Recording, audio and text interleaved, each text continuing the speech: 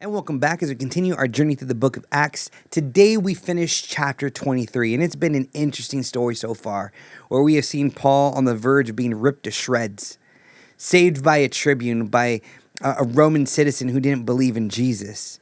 Then we learned of a conspiracy for Paul to be killed on his way to a trial, only to be overheard by his young nephew who would speak up to the tribune that would ultimately save Paul's life. And how God went above and beyond and provided 470 soldiers to protect Paul. So we pick up our story today, and we're going to be in verses 31 through 35, and we're going to get a portion of scripture, pull out a timeless truth. Let's dive in. So the soldiers, according to their instructions, took Paul and brought him by night to Antipatris. Let's go with that. And on the next day they returned to the barracks, letting the horsemen go on with him. When they had come to Caesarea and delivered the letter to the governor, they presented Paul also before him. On reading the letter, he asked what province he was from, and when he learned that he was from Cilicia, he said, "I will give you a hearing when your accusers arrive." He commanded him to be guarded in Herod's praetorium. By the end of the chapter, Paul had reached his destination, safely under Roman protection. Meanwhile, the 40 men who had sworn the oath to not eat nor drink until Paul was dead vanish from the story. Luke doesn't tell us whether they starved or they compromised their vow, but either way, their rage and hostility came to nothing. What seemed like a serious threat was silenced by God's protection and provision. The absurdity of their oath stands out.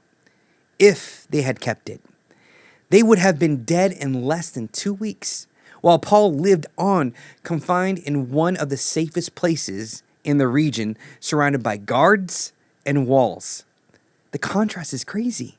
While these men wasted their energy plotting Paul's destruction, Paul pressed forward in obedience to God's call. Their anger may have burned in them until their dying day, but it accomplished nothing.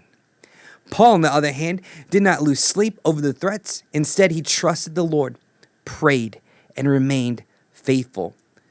So this reminds us that not everyone will celebrate your calling or your success.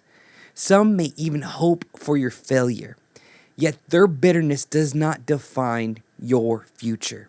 Like Paul, your task is to keep your eyes on God's mission, trusting that his protection will always outlast the schemes of those who oppose you. And so, church, I just want to encourage you today that you too would rest in the assurance that God is with you, that his plan is higher than any other person's plan, including yours, and that he will see you through every single day. Have courage. Do not be afraid. He is always with you. And maybe you do have someone that dreads you and that doesn't like you. Pray for them.